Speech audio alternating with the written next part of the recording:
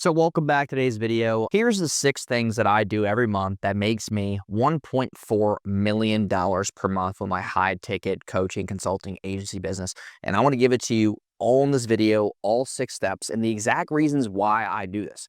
There's no fluff in this video.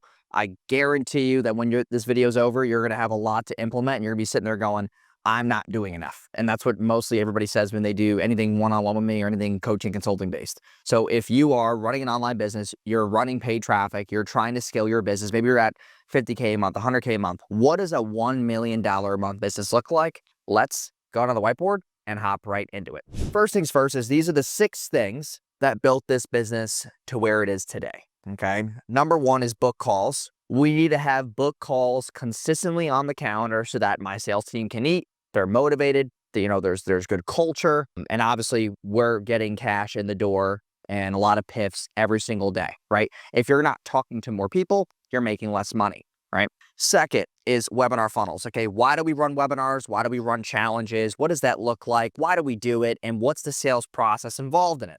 3 is our school group. Why is our school group free? Why do we not charge for a school group? I'll get into that. Our event funnels, how we structured events, and then how we transitioned into paid events, what that looks like and why. Organic. Why do we do things organically? How do, podcasts loop to private clients and, doing PE deals, and how do the certain amount of posts I make then loop to other platforms? Like, what does our system look like?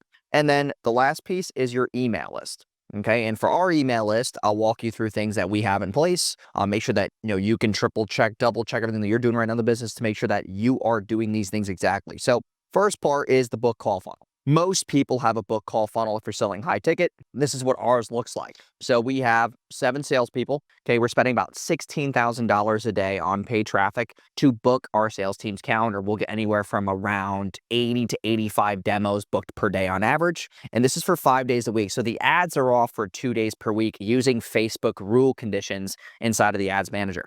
We have about a 60% show rate, 22% average close rate, and our AOV sits right above $8,500. Okay. And that's not lifetime value. That's just cash collected on the front end. And then we have what we call follow-up Fridays. The reason why we run ads for 5 days because it goes Sunday, Monday, Tuesday, Wednesday, Thursday. Friday is where they have some trickled in calls from all the ad spend Thursday, but Fridays where we set up the deposit Fridays. These clients that are on the phone, maybe they got to think about some shit or whatever. We take deposit and then they have a call Friday. So we scoop up all these people on Friday and we make a good amount of money doing it. Also, we have the webinar piece, is reason number 2.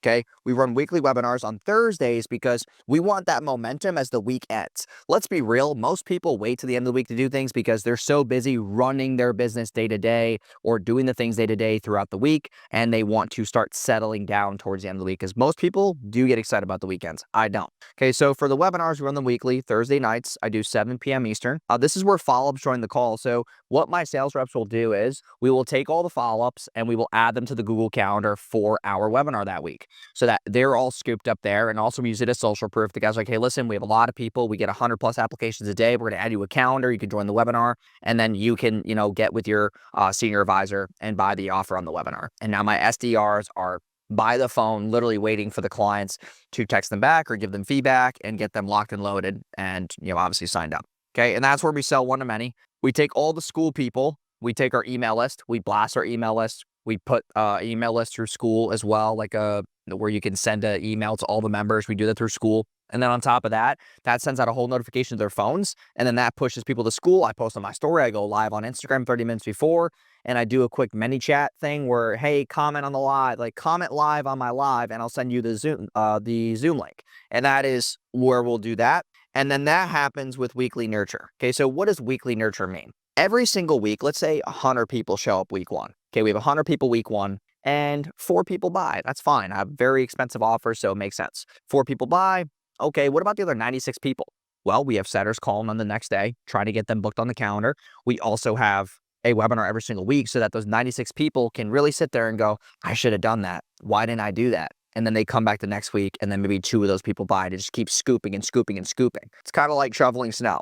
Like as you shovel, you push snow out to the back on the left and the right, and then you scoop it up on the next run. same thing. Okay. And that brings me to our school group. Okay. A lot of people always ask me, what kind of group should I have? What kind of school group should I have? Should I charge for it? Should it be free? Whoa, do I see yours is free? Why do you do it for free? I do it for free because I want to fill my setter's pipeline with as many leads as possible. More leads, more pickups, more booked calls that are qualified. Okay. So we get a lot of free opt-ins. I get about maybe over 120 a day, and then they go right to my setters. Okay. Also, it builds brand. We have 15,000 people in there now. Probably by the time you see this, maybe 16,000. But it builds brand to have that many people in a group, and they all know that you're the owner of it. It's this thing of, wow, that dude has 15,000 people in the group. He must be doing something right. And he spent money on ads to get people in a free group. He spent that much money. It's $10 a lead. That's 150 grand.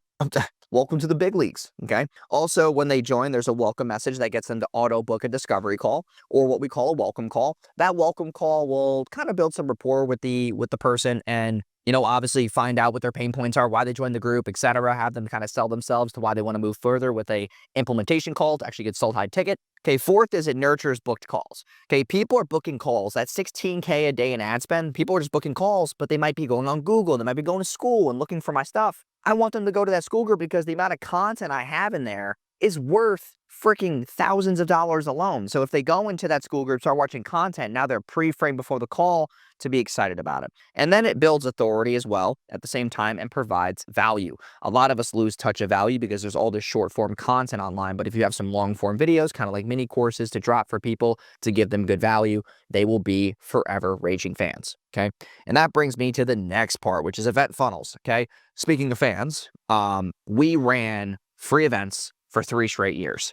Okay. We did this in San Diego, Orlando, Miami, Tampa, Jacksonville, New York, Houston, Dallas, Scottsdale. We did free events in almost every damn city I could think of for 3 straight years. And we did it to build a big email list. We did it to meet a lot of people in person, see what offers would work better. And we used that market data to then scale out our book call funnels and webinar offers and all that fun jazz. And we also did it to build the brand and following. When I ran free events for those 3 years, we gained a good 300,000 followers on Instagram, a couple thousand subs on YouTube. Wasn't that like, we didn't get as much juice as I thought we'd get out of it, but the email list was massive. Like, we would be able to get 700 signups for a free event. Only 75 would show up, but those 500 plus other people, we had the setters call, and they were very good book calls. We would close a lot of people from those free events. Okay, it was funny because on a couple of the events, we made more money from the people who didn't even come than the actual event itself. It was the most funniest thing. Like a couple of those events, like the one in Jacksonville and Orlando, we made more money off the setters calling the leads afterwards than we made in the actual event. So that was kind of cool. Okay. Second is now we run just one big event quarterly because I can now run a bigger event because of all the more cash that we have, put that money into a $200,000 event, have a bigger cash injection from the sales. We're able to get 300 people in a room. I did that in Miami 2 months ago, July for my birthday. We had 270 in the room. We did very, very well, multiple 6 figures. So that was great. Third is it gives us the opportunity to build the personal brand more by collaborating with bigger speakers. By collaborating with bigger speakers, maybe they want to do business with you. They want to go in on deals with you. They want to buy business with you, whatever that looks like. So collaborate, you're building market share, and you're getting that cash injection that I talked about.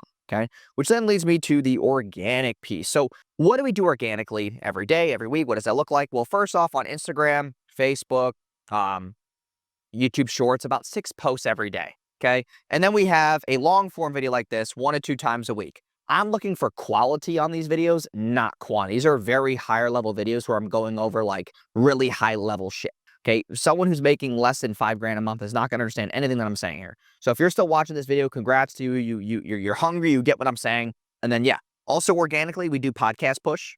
So we have a PR team that goes out on my behalf and finds podcasts. We actually have a cool comment trick that I use, basically where Chelsea's my assistant. She'll go to #podcast and comment on them. I'll show you an example of a screenshot of what that looks like, but you could use it too. So completely free. And then collaboration reels. When you go on these podcasts, these bigger names, or even people with 10,000, 15,000 followers, you don't have to have millions of followers. They do a collaboration reel so that you feed off their audience and they feed off your audience and you guys grow together. Also, when you do more organic, you're going to get more SEO. If I'm pushing out more YouTube, I have more SEO metadata on Google than most marketers. More topics, talking about webinars, talking about scaling my business to $1 million a month. Not a lot of people can say that. So, the SEO and the search terms will help appeal to those higher quality leads. And then also every single month, we do a whole round of press. So we invest a decent budget, $4,000 to $6,000 a month into just getting press done, new articles, new spots in articles, pushing PR requests. Like, we have a very good budget just for monthly press. Okay.